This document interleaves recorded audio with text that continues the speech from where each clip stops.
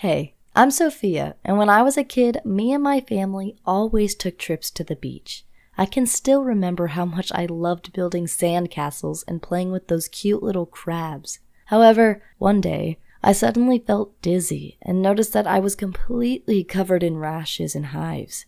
I got scared and ran to my mom to tell her that something was wrong. However, my throat was so swollen that I couldn't even speak. My parents saw that I was suffocating and rushed me to the hospital. Luckily, the doctors were able to save my life. But a few hours later, I got diagnosed with solar urticaria, or sun allergy. It means that whenever UV light rays hit my skin, I get rashes that burn like fire. To make things worse, my sun allergy is so extreme that I can't leave the house unless it's nighttime, or unless I'm wearing a big sweatshirt that covers all of my skin. You can imagine how my whole life changed in an instant. The worst thing was going to school, because all my classmates could play on the schoolyard while I had to stay inside my classroom with the curtains closed. I felt so lonely, and I couldn't even go to the cafeteria to eat with my classmates because it had such big windows and no curtains. Suddenly, I was a complete loner without friends. I guess that's why I hated school, but life at home wasn't perfect either.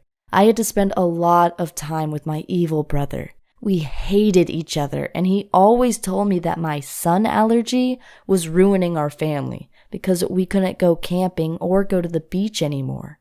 I also had nightmares where I tried to run away from the sun, but it would follow me into our basement. Once the sun rays hit me, rashes would form on my arms, with blue slime coming out of them, and then I would slowly melt like a snowman on a beach. But most of the time I spent laying in bed crying and wondering if any guy would ever be willing to date a misfit like me. I was about to give up on life, but then my brother had his 13th birthday.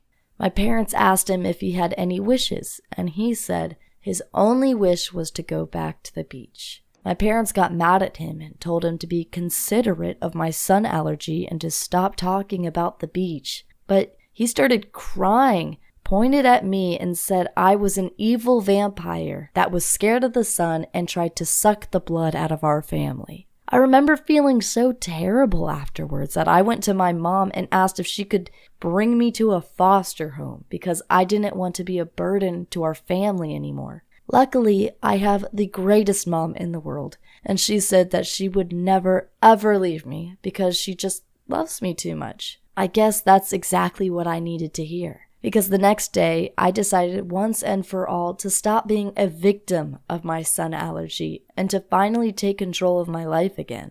I joined an indoor hockey team to make new friends. I bought a telescope and took my family out to the beach and watched the stars at night. And I stopped thinking of my sun allergy as something bad that happened to me. And instead, I started to think of it as something good that happened for me and that made me become a stronger person. Now I'm in college and people here are much more understanding. Some even think it's cool that I have a sun allergy. And there was one cute guy who approached me and said he always wanted to date a good-looking vampire like me.